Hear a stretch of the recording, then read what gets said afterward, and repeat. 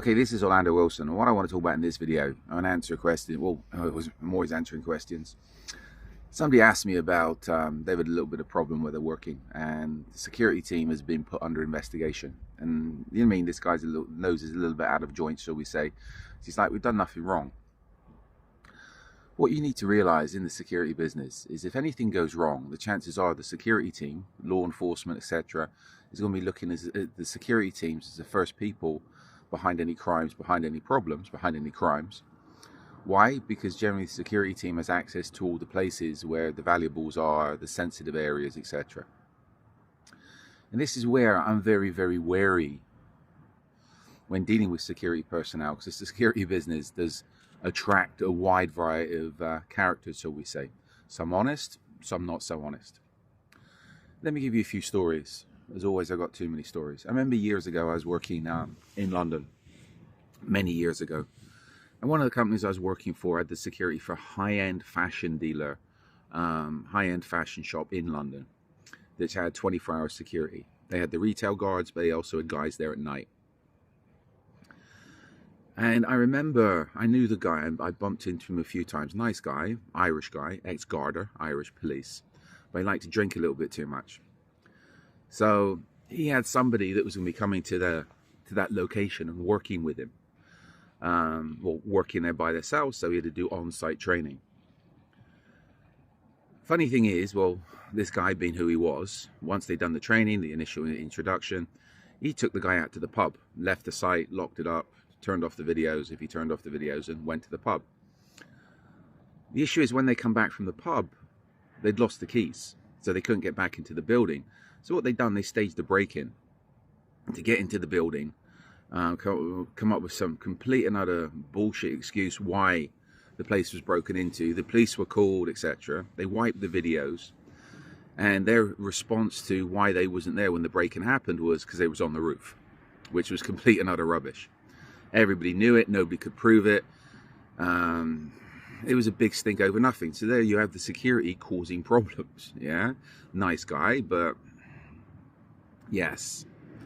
A couple more stories, and I got too many stories. I remember one place I was working, London again, residence for a very prominent family, Arab family, and from the housekeeping, from the kitchen, apparently, wait for this truck to go past, from the kitchen of this residence, apparently, about 20 grand went missing, £20,000 went missing, and that was the cash flow that was kept there by the butler, the housekeeping. And again, the first people that got the blame, because they were there all the time, was the security team. Nobody had any clue there was that amount of cash in the house unsecured. The only person that knew it was the butler, the house manager. And the funny thing is, after that, shortly after that, he got a new job and left. The money was never traced, the money was never found, but suspicion was placed on the security team. And the fact the butler got a new job virtually straight after that, he most probably had the job already lined up. It points the finger towards the butler. But again, suspicion was pointed at the security team. That one was wrongly so. Another one from London. Security team working at a high-end residence, wealthy guy, etc.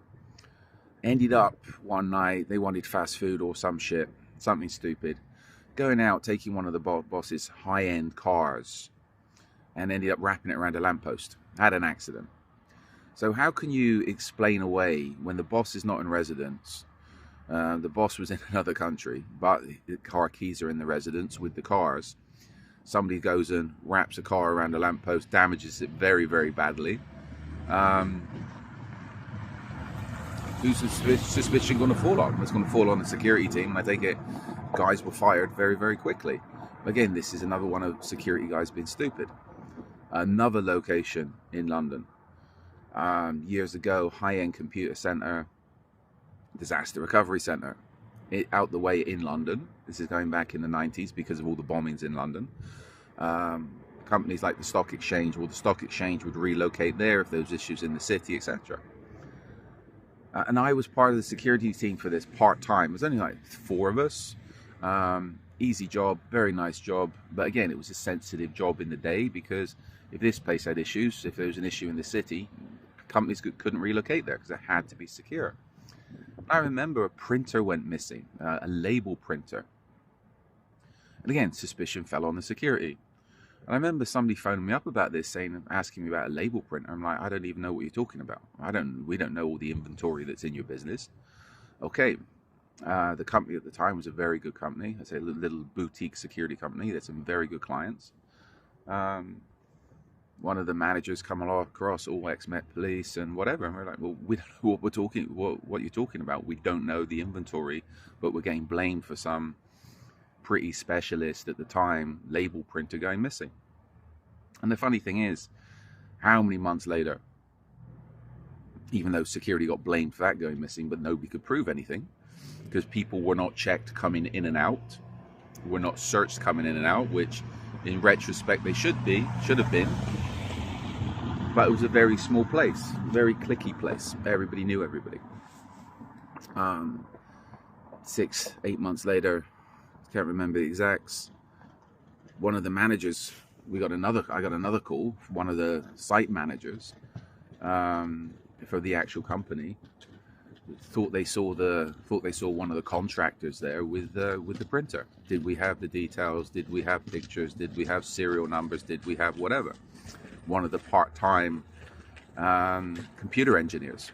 We didn't have anything because it wasn't our responsibility. So what we think happened there was one of the staff, who always needed money, most probably gave it or sold it to one of the contract engineers and blamed it on security, which is easy to do. Security will always get the blame. Now, upping the level to the close protection world, etc. A lot of times when there is incidents as far as close protection is concerned, incidents with close protection, I'll tell you one about kidnapping in a second. It could be down to the security team, or somebody on the security team, a disgruntled member of the security team, or somebody that's been blackmailed, actually setting up the client for a fall, setting up the problems. I dealt with one kidnapping in Haiti a long time ago now, but the day this gentleman was kidnapped, and I knew the gentleman, the day he was kidnapped with a couple of other people, was the day, the first time in a long time, his police bodyguard, regular bodyguard, went home early. He went home way early, made his excuses and left. How many hours later, kidnapping team turned up at the house, kidnapped the client, and how many other people. But that's another story. I'm sure I've got in other videos. But that's the type of thing you need to take into consideration. If the security team is going home early, if the security team is up to something, then what's the problem? Yeah, but generally, if there is a problem, the first people I'm looking at is the security people. The first people the police are looking at is the security people. Why? The security team people have access to assets, have access to locations, have access to itineraries. And again, you're the inside circle. If you get to the protection team, if the bad guys get to the protection team, or the protection team gets corrupted, client's screwed. With that case in Haiti, I remember saying to people around the client, I even had words with him about it, what are you going to do about this cop? There's a big question mark there. And the client made the excuses, and the guy's come back to me, he says, well, the client thinks he's not going to do anything about the cop because he doesn't think the cop had the option to do anything. The cop was most probably pressured or leaned on of, okay, you give us the information or you're going to have issues. And that kidnapping, well, to get through the UN checkpoints at the time in Port-au-Prince, the client said when he was kidnapped, they went straight through the checkpoints. There was no ID checks, nothing. So it must have been in an official police car or UN car, but that's another story. So again, once you're dealing in, even at the low level, things go wrong, security are the first people the police will look at. At a higher level, the close protection world, security needs to be tight because the bad guys will try to get to the security team to get to the clients, etc. Remove the security, you have the clients. So in the meantime, Be good, stay safe, as always, stay out of trouble.